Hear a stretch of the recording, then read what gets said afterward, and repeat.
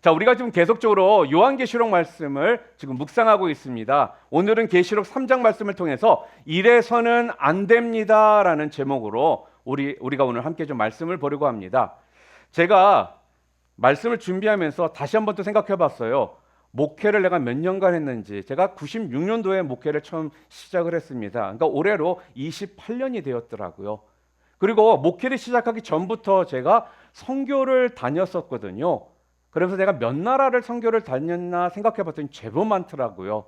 그 중에는 스리랑카, 치앙마이 태국, 캄보디아, 베네수엘라, 과테말라, 멕시코, 유럽 여러 나라들, 일본 등등 꽤 많은 나라를 제가 선교를 다녀왔습니다. 근데 선교를 생각하면서 정말 많은 은혜가 있었고 그 선교 가는 것이 정말 큰 기쁨이었고 나에게 큰 도전이 되었다라는 생각이 들더라고요. 그런데 또한 생각해 보니까 선교가 마냥 편하고 쉽고 좋았던 것은 아니었던 것 같습니다. 왜냐하면 선교지 나라들을 좀 생각해 보면 특별히 남미나 아시아권은요 좀 선교가 좀 힘듭니다. 여러 가지 여건이. 왜냐하면 치안이 일단 좋지 않은 경우가 참 많았습니다. 그리고 음식이 먹기가 좀 힘든 나라들도 있었습니다. 또한 교통이 좋지 않아서요. 비포장 도로를 4-5시간을 차로 다녀야 되는데 또 이 차가 지금 우리가 살고 있는 여기에 있는 이런 차들이 아니라 중고 중에 중고차들이었기 때문에 AC도 없고 상태가 좋지 않은 차를 장기간 타고 다니면서 선교지를 돌았던 그런 또 경험도 있었고요. 또한 정치적으로도 종교를 탄압하는 나라들이 제법 많았습니다. 이렇게 선교지를 생각해 보니까 남미나 아시아권은 조금 더 힘들었던 나라로 저한테는 기억이 남아 있더라고요. 자, 이렇게 힘든 경우들이 많이 있었지만 또 힘든 것이 하나가 있었습니다. 그게 뭐냐면 날씨였습니다. 주로 제가 선교를 갈 때가 여름이었거든요. 남미나 아시아권은 여름은 정말 덥습니다. 그리고 굉장히 습해요. 그래서 나가는 동시에 땀이 줄줄 흐르고 금방 지치는 그러한 날씨였습니다. 그러니까 그런 곳에서 사역을 하다 보면요, 가장 먹고 싶은 게 있어요. 뭘까요? 시원한 찬물입니다. 그런데 이런 나라들은요, 시원한 찬물을 구하기가 쉽지가 않습니다. 어떤 경우에는 숙소에서 냉동을 시켰던 음료수를 가지고 나오기는 하지만 그걸 또 차 안에 두기 때문에 금방 그 음료가 미지근한 물이 되고 또 현지인들은요 냉장고가 없는 사람들이 제법 많았습니다. 그리고 시원한 물을 얻는다 할지라도요 현지인들이 주시는 물을 그대로 우리가 마시게 되잖아요. 그러면 설사가 날 염려가 많기 때문에 먹을 수가 없었다라는 거예요. 그러다 보니까 콜라나 음료수를 사 마셔야 되는 경우들이 있었거든요. 그런데 역시 냉장된 음료를 사는 것이 보통 어려운 일이 아니었습니다. 이렇게 미지근한 음료를 마시잖아요. 그러면요, 이 갈증 해소가 쉽게 되지를 않습니다. 물을 마셨으니까 어느 정도 괜찮다 생각하는데 내가 원하는 거는 시원한 그 물이거든요. 그러니까 물을 마셔도 시원하게 갈증이 해소가 잘 되지를 않더라는 것입니다.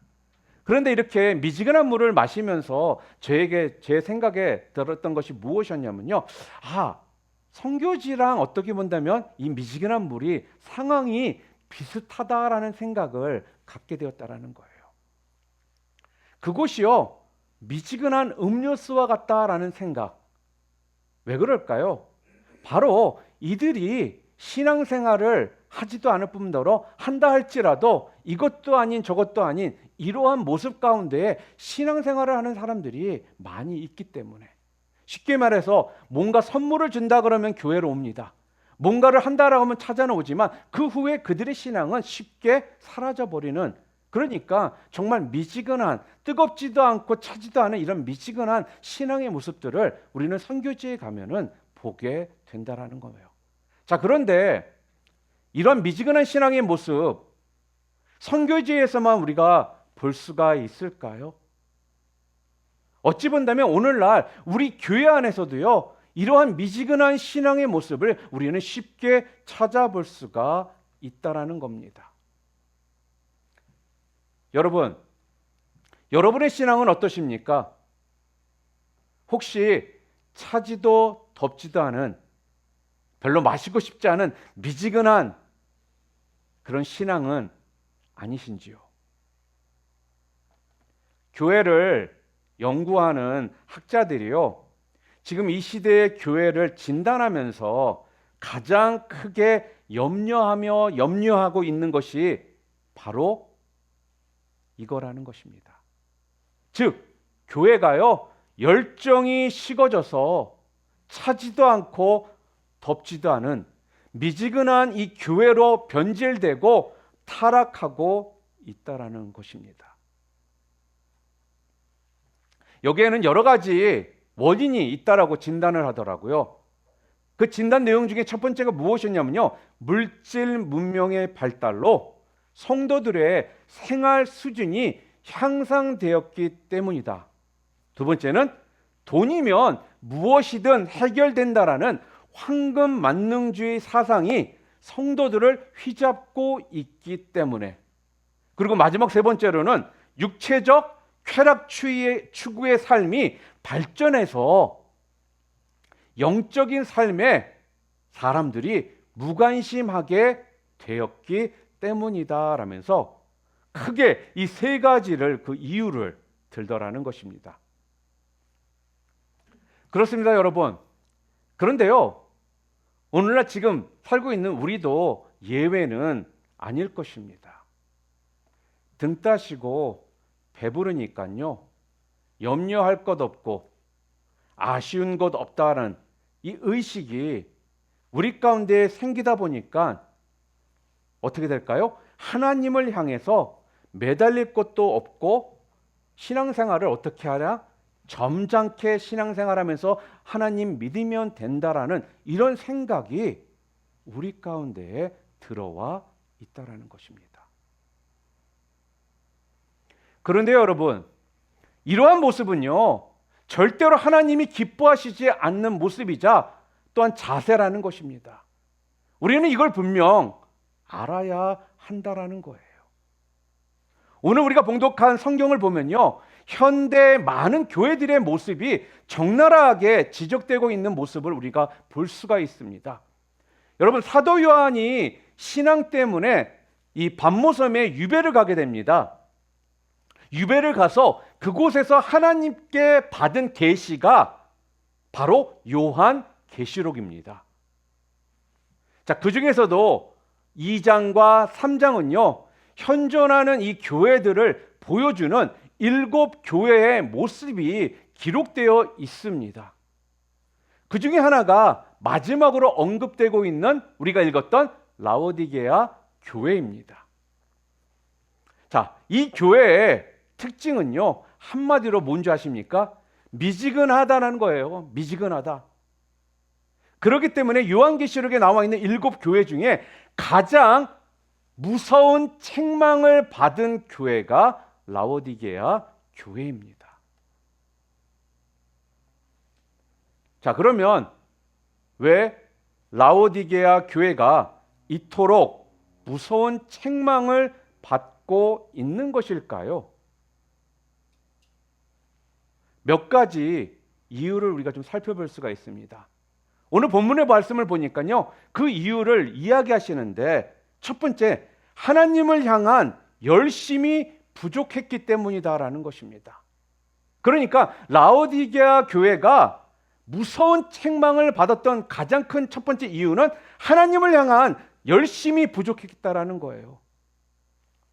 그러니까요, 차든지 덥든지 하라는 것은요, 성경에서 이 말씀은 뭐냐? 주님을 향해 일을 할 때 그 자세를 두고 말하는 것입니다.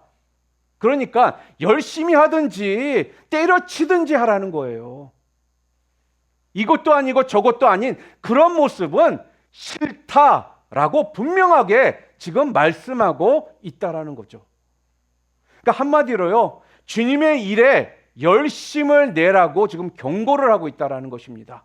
그래서 오늘 본문 19절 말씀 후반부에 읽어볼까요? 뭐라고 되어 있습니까? 함께 읽겠습니다. 그러므로 내가 열심을 내라, 회개하라, 이렇게 이야기를 합니다.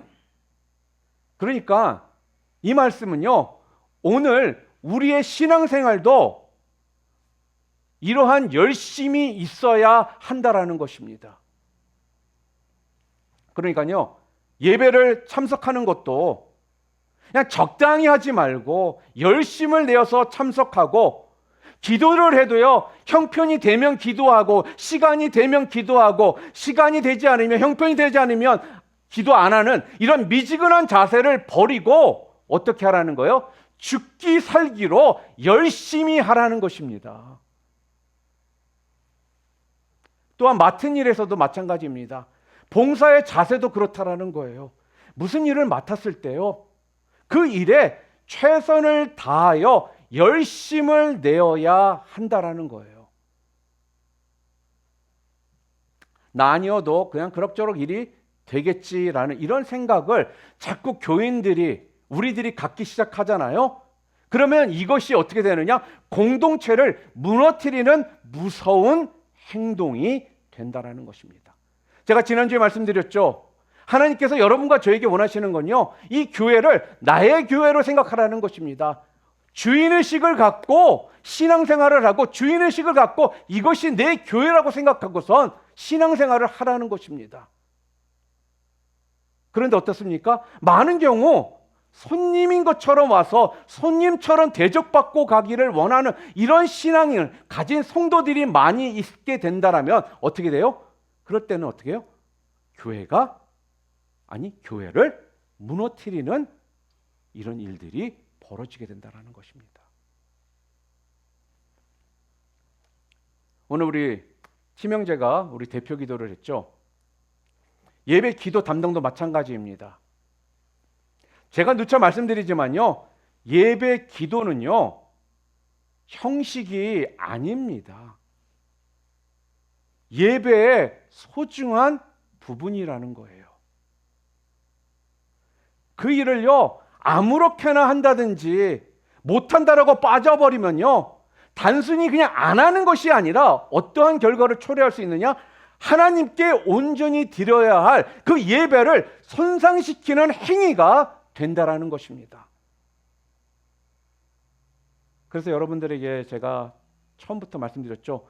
예배 대표하시는 분들은 미리 전날 기도하시고 예배문 다 써가지고 그거 읽고 하셔도 된다라고 해서 제가 그 이야기를 드린 이유가, 그냥 와서 아무 생각 없이 기도하는 행위는 결국 하나님 앞에 온전히 드려야 되는 그 예배를 손상시키는 결과를 초래할 수 있기 때문에 그렇다라는 것입니다. 여러분 이거 아십니까? 하나님은요, 나 한 사람의 구원을 위해서요, 열심히 일하고 계십니다. 사람을 붙여주시기도 하고요, 천군 천사를 동원하시기도 하고요, 갖은 방법으로 은혜를 베푸시며 일을 하십니다. 그런 사랑을 받은 우리는 어떤 모습으로 주를 섬기고 있습니까?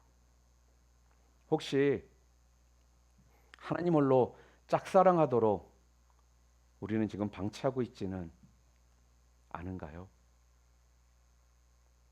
두 번째로, 라오디게아 교회가 하나님께 무섭게 하나님께 책망을 받았던 두 번째 이유가 무엇이냐?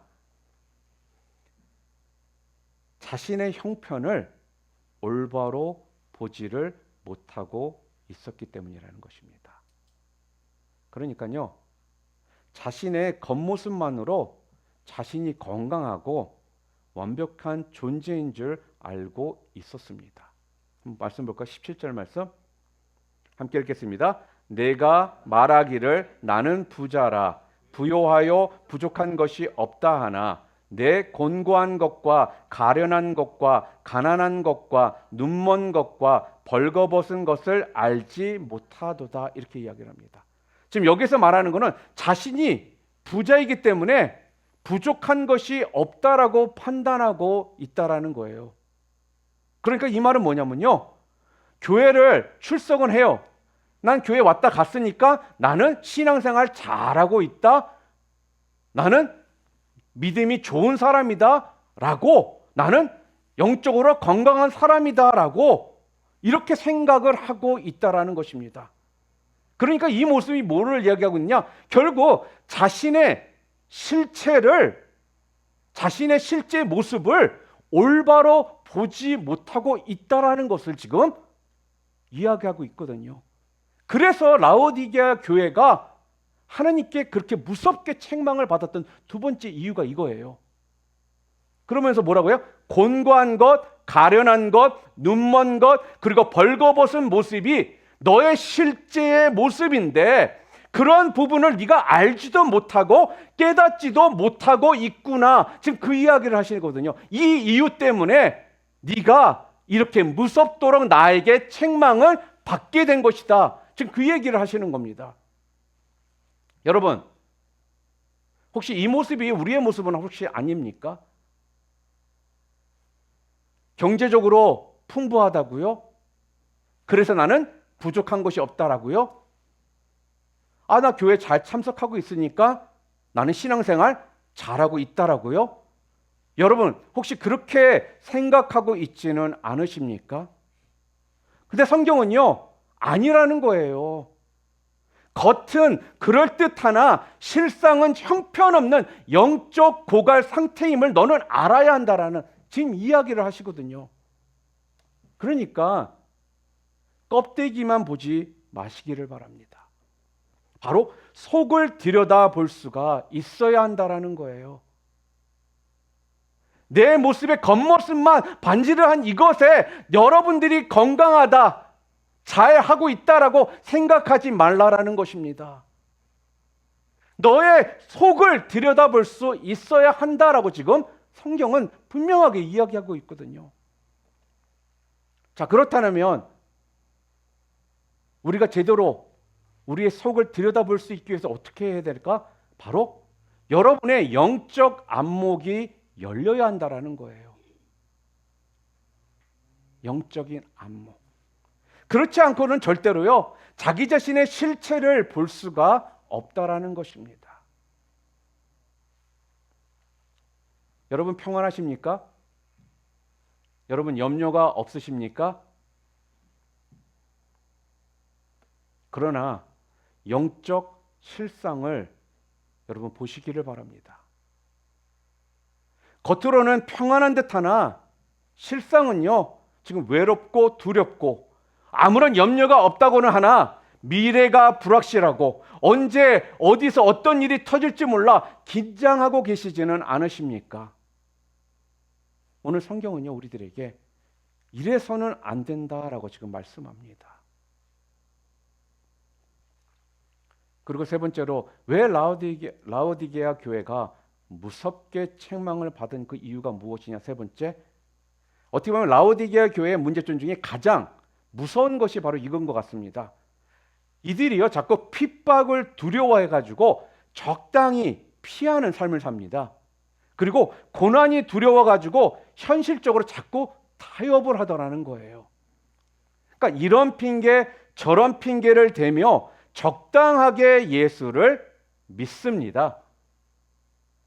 결국 그 신앙이 미지근한 신앙이 되어 버린 것입니다.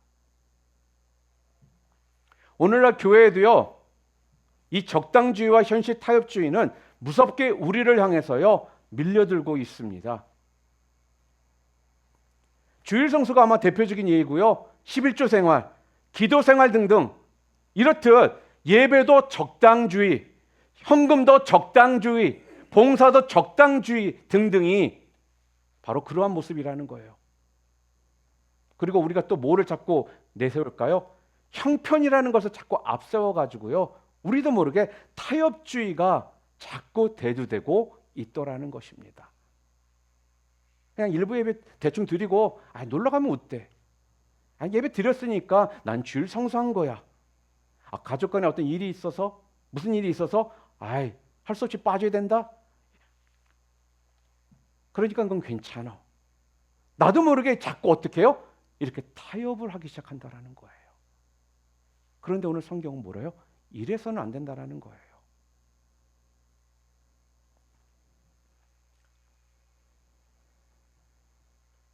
이런 말이 있습니다. 교회 안에 사무라는 현대병이 있대요. 사무. 첫 번째가 뭔지 아십니까? 무관심입니다. 무관심. indifference.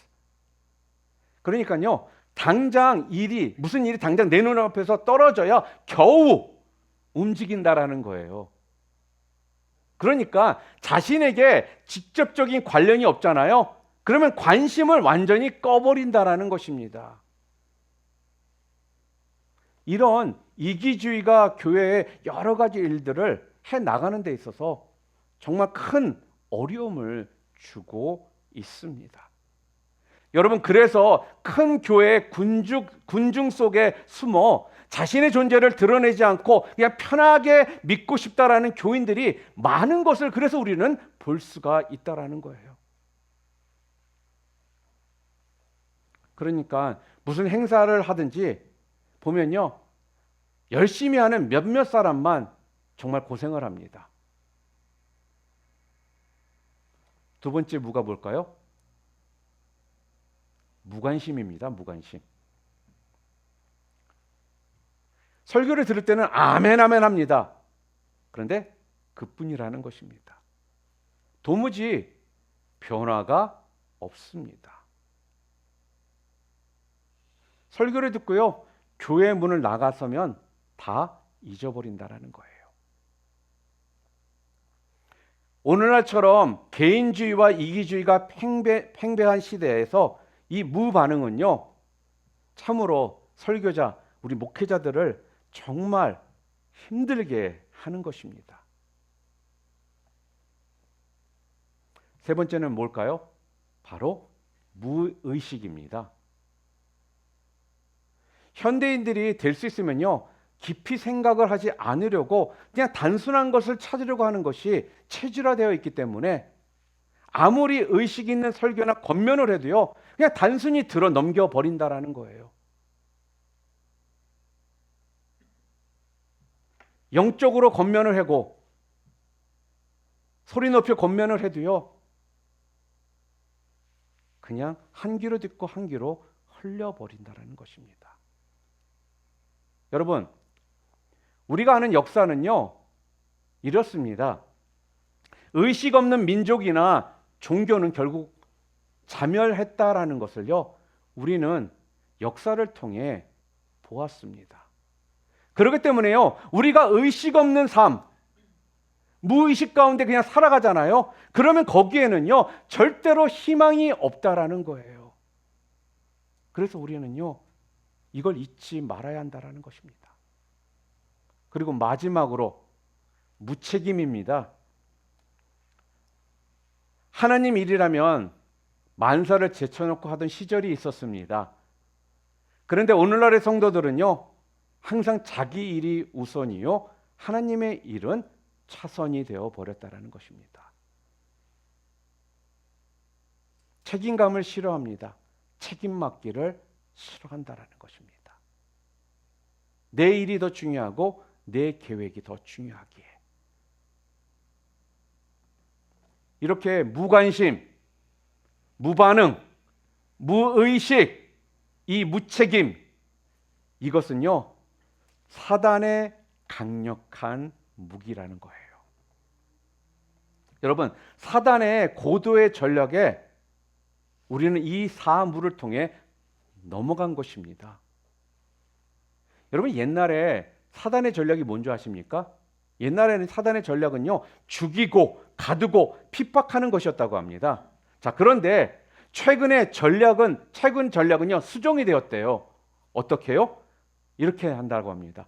봉사하고 예배 드리라는 것입니다. 헌금도 하고 선교도 하라는 것입니다. 그런데요, 너무 열심히는 말고 적당히 하고 내일 하고 지혜롭게 눈치 봐가며 하라는 것으로 전략을 바꾸었다고 합니다. 결국 사단은요, 대성공을 지금 이루고 있는 것입니다. 사랑하는 성도 여러분, 여러분은 지금 어떤 모습이십니까? 자, 그렇다면 오늘 성경은 우리들에게 어떻게 해야 뜨겁게 주님을 섬길 수 있는지 오늘 본문을 통해 우리들에게 말씀을 해주고 있거든요. 어떻게 해야 우리가 다시금 회복될 수 있는지를 말씀해 주고 있습니다. 우리가 오늘 봉독했던 말씀 중에 거기에서 주님께서요, 3가지 처방을 우리들에게 내려주셨습니다. 우리 그 말씀 함께 읽어볼까요? 18절 말씀. 다시 일어날까요? 읽겠습니다. 내가 너를 권하노니 내게서 불로 연단한 금을 사서 부요하게 하고 흰옷을 사서 입어 벌거벗은 수치를 보이지 않게 하고 안약을 사서 눈에 발라 보게 하라. 아멘. 첫 번째가 뭐라고요? 처방약이니까 서서 들으시기를 바랍니다. 첫 번째 처방은 무엇을 얘기하느냐? 불로 연단한 금을 사라고 이야기를 합니다. 불로 연단한 금. 이건 무슨 이야기냐? 훈련과 고난을 겪은 믿음을 지금 말하고 있는 것입니다. 그런 믿음으로 여러분들이 뭐가? 부자가 되라는 거예요. 믿음으로 부자가 되라는 겁니다. 뭐를 통해? 훈련과 고난을 통해서 겪은 믿음으로. 여러분, 돈으로 부자 되는 건요, 일시적인 것이고 이건 속는 것이라는 것입니다. 세상의 돈 부자는요, 부족한 것 없어 보여 행복해 보이지만 오히려 그들의 마지막은요, 어떤지 아십니까? 더 고통스럽고 더 외롭고 힘든 삶을 살아가더라는 거예요. 아마 이곳에 계신 분들 중에는 저 같은 이메일을 받는 분이 많지는 않으실 겁니다. 제가 이제 50대가 돼서 그런지 이메일이 가끔씩 오는데 이메일 중에 이런 이메일들이 와요. 시니어 홈 여기에 들어오라고. 좀 씁쓸하더라고요. 그러면서 그 내용들이 뭐냐면요, 팜스프링이나 미션비어나 뉴포비치 등등의 여러 곳에 이런 시니어 홈이 있는데 네가 들어올 때 50만 불에서 100만 불 정도를 전세금처럼 먼저 내고서 달달이 혼자면 3,000불 플러스 2명이면 부부면 6,000불 플러스 정도를 내고 들어오면 너는 이곳에서 병원도 있고 식당도 내가 쿡도 할 필요 없고 유락시설도 다 돼 있어서 편하게 네가 여기서 생활할 수 있을 거다. 그러면서 자기네 그 어찌 보면 양농 같은 거죠. 양농 같은 이 시니어 홈에 대한 광고를 막 해가지고 좋은 점들을 해가지고 이메일이 자꾸 오더라고요. 그런데 제가 궁금해서 그럼 이러한 곳에서 사시는 분들에 대한 이야기들을 좀 찾아봤습니다. 정말 이들이 말하는 광고처럼 정말 저렇게 행복하게 살아가고 있는가? 근데 그러한 비슷한 내용에 대한 설비를 한 내용들이 제가 하나 찾았는데 거기에는요, 뭐라고 됐느냐? 본인들이 돈이 많고 이런 좋은 환경 속에 살아가니까 행복하고 기쁘고 좋을 거다라는 일반적으로 우리가 생각을 갖잖아요. 그런데 그분들이 한 서베이의 결과를 보니까 실제적으로는요, 대부분의 사람들이 그곳에서 더 외롭고 힘든 삶을 살고 있다라는 이런 퍼센티지가 더 높더라는 것입니다. 우리는 막연하게 그래요. 내가 돈이 많으면은 이 돈으로 내가 이런 곳에 살면 편안하고 좋을 거라 생각하는데 여러분, 맛있는 음식도 한 번, 두 번이지 매일 그 음식을 먹는 사람은 거기에 대한 맛을 우리가 모르거든요. 잊고 살 수밖에 없거든요. 그러니까 우리 인간은요, 돈이 나에게 모든 것을 줄 수 있을 거라고 생각하면서 살아가는데 실제는 그렇지가 않더라는 것입니다. 여러분, 그런데 오늘 성경은 우리들에게요, 부자가 되래요. 참된 부자가 되라는 것입니다. 근데 도대체 참된 부자가 뭘까요? 참된 부자는요, 바로 믿음의 부자를 이야기한다라는 것입니다. 이런 믿음의 부자는요, 영육 간의 행복도 누리고 또한 부족함이 없는 그런 복들을 진정 누리며 살 수 있다라는 거예요. 여러분이 잘 알고 계시는 시편 23편에 보게 되면요, 시편 기자의 고백이 뭐예요? 여호와를 목자로 따르는 양은 부족함이 없다라고 이야기를 합니다.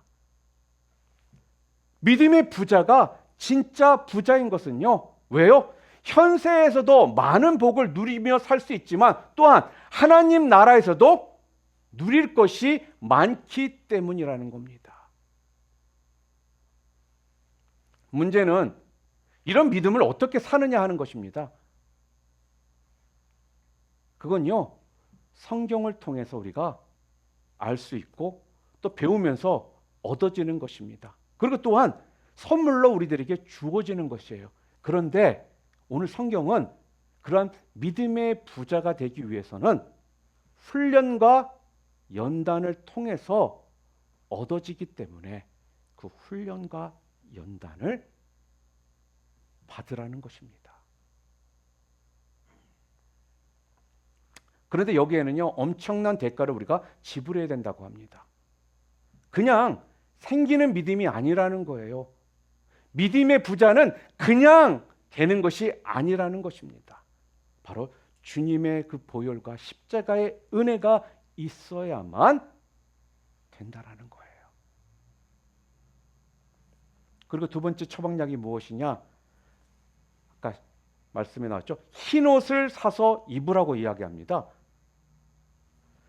여러분이 지금 성경에서 보고 있는 이 라오디게아 지방은요, 양을 목축하는 사람들이 많았습니다. 그래서 흰색 양모로 옷을 지어 입은 사람들이 정말 많았다라는 거예요. 자, 그러면 양을 목축하는 사람이 많고 흰색 양모로 옷을 지어 입는 사람들이 많아서 흰 옷을 사서 입으라고 하는 걸까? 아니요, 그 얘기가 아닙니다.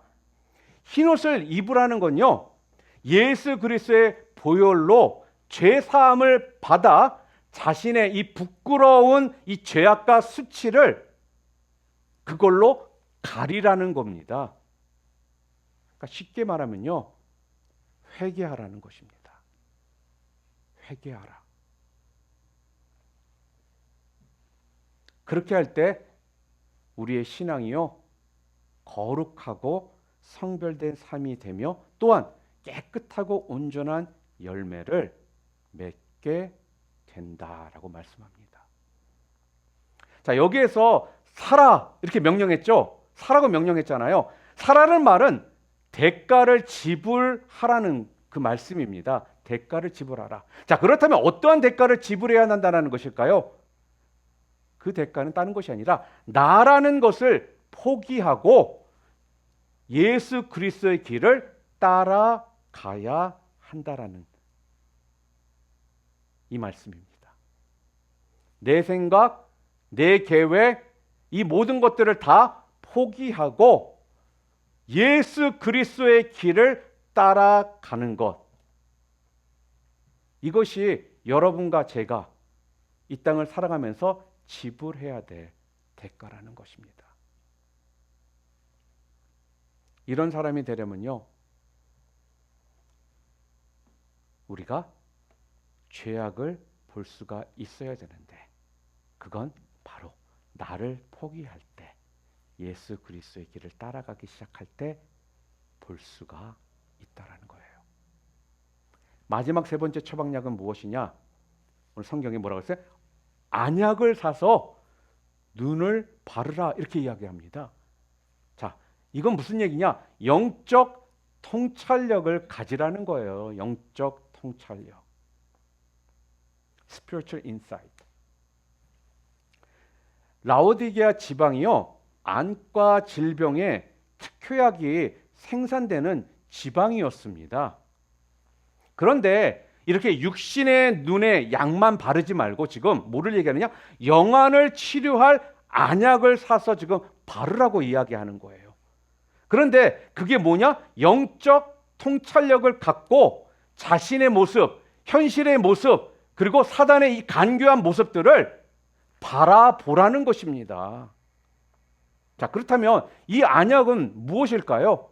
이 언약은요, 바로 성령의 능력을 이야기하는 것입니다. 성령은요, 우리를 인도하는 영이십니다. 믿으십니까? 어둠의 세상을 밝히는 역할을 하십니다. 믿으십니까? 그렇기 때문에 성령의 깨닫게 하심과 이 분별력으로 하나님의 인도하심을 올바르게 보아야 한다라는 거예요. 그래야지만 여러분과 제가요, 사단의 간교한 이런 속임수에 넘어가지를 않는다라는 것입니다. 자, 그럼 이런 질문도 있죠. 아니, 만약 그러면 내가 그렇게 하지 않으면 하나님께서 나를 버리시나요? 아니요. 성경은요, 감사하게도 그럴지라도 우리를 버리지 않으신다라고 얘기합니다. 자, 그런데요, 어떻게 하신다고 하느냐? 사랑하는 자를 징계하시겠다라고 경고를 하더라는 거예요. 또한 회개만이 살 길이라고 경고를 하신다라는 것입니다.